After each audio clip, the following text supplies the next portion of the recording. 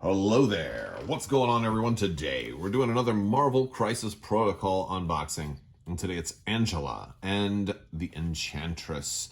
These are going to be more Asgardians, I believe. Although I'll be honest with you, I was initially a little not sure exactly about Angela, and because I was like, boy, she looks like the Angela from the old Spawn comics. And it turns out she is the Angela from the old Spawn comics. I guess Marvel had bought her from Image, which is a really weird thing considering, like, I first saw her in, I think it was Spawn #9, and yeah, she was hunting like medieval Spawn in that one, and suddenly now she's in Marvel Crisis Protocol. So that's my limited comic background kind of informing the oh my gosh factor of this. If you guys are new here, I've still got that $25 Amazon gift card giveaway going on right now. All you have to do is be a subscriber and leave a comment on this or one of my videos, and you'll automatically be entered to win that. We're going to take a look at all the unit cards, the cards that come with this, as well as the sprues, and then I'll be putting them together, and I'll show you how they look before they are done. We've got our larger base here for Angela and our smaller base here for Enchantress. And yeah, well, let's take a look at the sprues here. This looks like this is going to be Angela.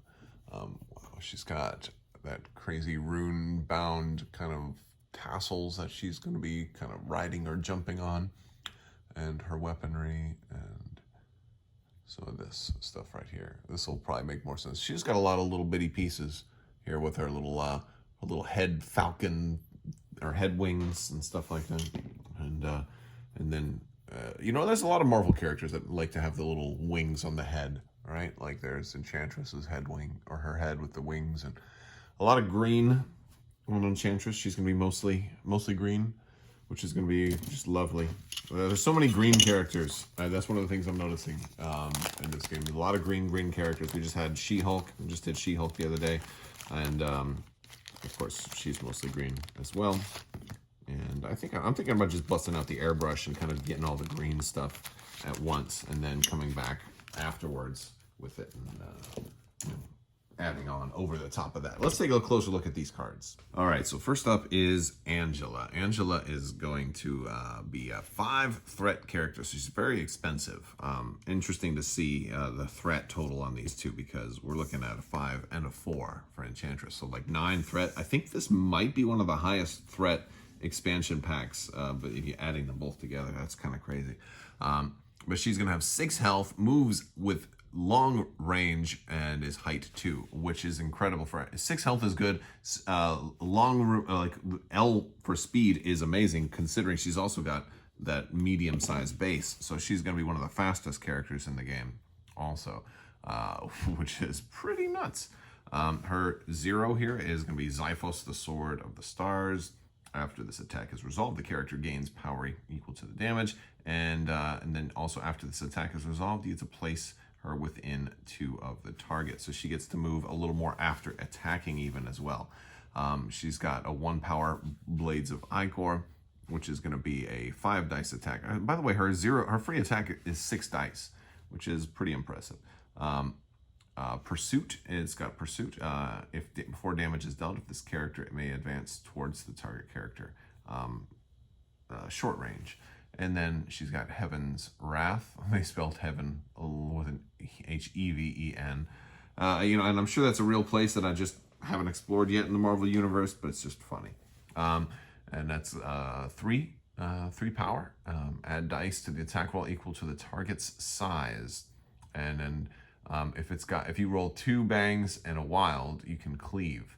After this attack is resolved, this character may make an additional Heaven's Wrath attack without paying the power cost.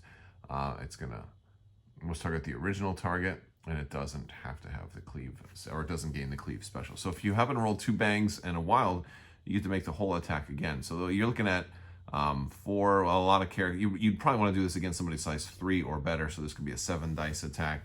I mean, I don't know. I mean, it's only 3 power, so it's not terrible. You know, if you've got the power, that's, you know, even if it's against a size 2 character, it's going to be kind of like this, plus the chance to attack again. So I guess that's pretty good. She's got Odin's Daughter's Might, She gets to throw something size 4 or less. She's got Angelic Assassin for 2. After she dazes or KOs an enemy character during its activation, if this character dazes or KOs an enemy character with an attack during its activation, so she knocks out somebody, she can use this superpower, and she can immediately advance short range, then make a Xiphos, the Sword of Stars attack. She can this superpower can only be used once per turn. So while she's super fast, she is also hypermobile even when she's killing things, which is really, really nice. She is also an Asgardian, so she's going to get extra power for free, and she's got her living ribbons. Those are the things that we looked at before on the sprue that are going to be holding her up on her base. Enemy characters cannot place the movement tool overlapping this character's base. Enemy characters cannot reroll or change attack dice when targeting this character with attacks. That's really something.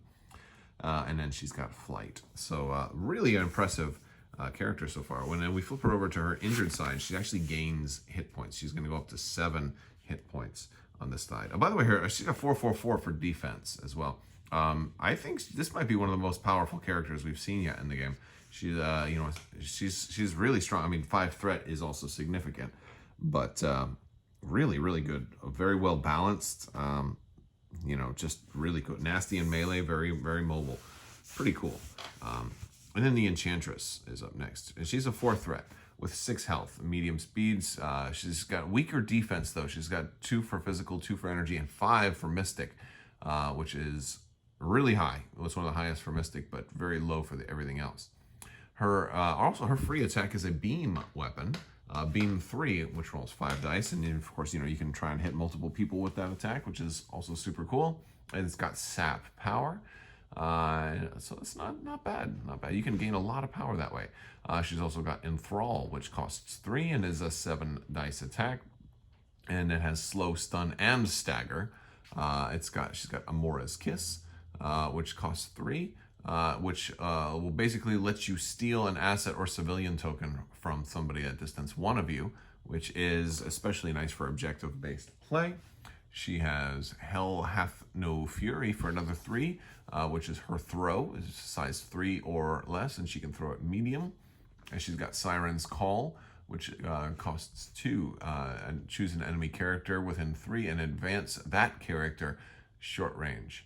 A character can be made to advance by this power only once per turn. So she can just make people move. Again, really, really nice. A lot of options here. Like, right, three superpower abilities that you can choose to do is especially nice. She's also Asgardian and also flight, but she also has enchanting here. When an enemy character targets this character with an attack, it may use its defense, its mystical defense, regardless of the attack's type, unless the attacking character pays 2 power. So she is, she seems like she's pretty well-rounded, pretty good too, a pretty good team member to have, considering all the different things she can do. And that's a pretty nasty attack. Like, stagger is the best one, right? If you can manage to roll 3 wilds, you can stagger somebody, which would be real nice. Flip her over. She's actually going to go down to only 5 health on the other side, but I think everything else stays the same. So, yes, and pretty nasty stuff. We also have our cardboard here. There's Guardians of the Galaxy cards. I'm pretty sure they updated Angela to be in the Guardians of the Galaxy, even though I've never seen her in there, but I don't read the comics. And, of course, they give us a Guardians of the Galaxy card here for lovable misfits, which, I mean, it has to be. Otherwise, like, why are they putting Guardians of the Galaxy stuff in an Asgardian pack? She's an Asgardian of the Galaxy. I wonder if we're going to see her in an upcoming movie, and maybe then one of the next Thor movies. Can't wait for Thor: Love and Thunder. But this is a really crazy, bonkers kind of card here. Any number of Guardians of the Galaxy characters may each spend 1 to play this card. Each character that played this card rolls a die. If they roll a bang or a wild, they may immediately either make an attack with a power cost of 0 or gain 2 power. If they roll a hit, enemy characters within 3 of the character holding or contesting an objective token suffer damage. If they roll a block or a blank, they may immediately advance short range. And if they roll a skull, the character and all other characters within 2 of them gain the stun special condition. Complete each character's role in the order of your choosing before moving on to the next. Like, that's so much going on there. And it's so cheap. It only costs 1. Like, this is like the greatest card I've ever seen for a Guardians of the Galaxy list. I mean, you know, I really like Rocket Raccoon's like ultimate like super glass cannon card, but this is nuts. That's really, really something. I love it. All right, we've got the Rainbow Bridge. So this one is for Asgard. It's an active card. Any number of allied Asgard characters may spend 3 power each to play this card. Characters that spent power are placed within 3 of their current locations. So it lets them teleport. Really good also. Not quite as wild and crazy as the last one, but all very, very good to have. And Grievous Wounds. Confirmation that General Grievous is coming to Marvel Crisis Protocol. No, just kidding. During a character's activation, when it targets an enemy character with an attack, it may spend power to play this card. And it's unaffiliated, so this can be anybody. If the target character is dealt damage by this attack, the target character cannot have damage removed from it this round. Really nice if you're going up against one of those Doctor Strange and Wong kind of builds. Well, that would be a pretty good one. And next up, we're going to start putting these things together, and we'll see how they look once they are assembled. All right, so we've got them put together. I've got Enchantress right here. And she was actually pretty straightforward. Only problems I had with her were her first 2 legs go together before the sternum kind of comes in, and they don't go together in the most natural, intuitive kind of way. So, but it makes a lot more sense once you get the stomach and stuff kind of connected and forming the whole leg to torso kind of sections. But overall, she was not too bad. I did also want to take affixing her to the flames there. I think I had her a little like sideways because she kind of naturally wanted to lean kind of sideways. So then once I put her on the base, I saw like, wait, she's leaning, so I had to straighten her back up and re-glue. But yeah, it wasn't too bad. Next up is Angela. And Angela is really an impressive kind of dynamic pose here. I really like the way that all of these kind of tails kind of just fall back off of her and kind of intertwine. And they're on top of each other on the base too, which is nice because it gives you extra support and stability, because otherwise she could wobble all over the place because she's being held up by such thin plastic. But it's very, very clever how it goes together and just how awesome she looks. This is a really, really nice looking piece. I think she's very cool. I want to use her in a lot of battles too. She seems like a super fun, strong character to use. So super cool. Happy to have both of these, and I will talk to you guys soon. I want to thank you guys so much for watching. Make sure you check out some of the links in the video description. You can find links to my Discord. You can hop in there and chat. You can find links to my merch store, my website, crabbok.com. I've got a bunch of good information there as well. We'll talk to you guys later. Thank you so much to my patrons as well. You guys are amazing, and I couldn't do this without you. So thank you for your continued support. And as always, have a great day.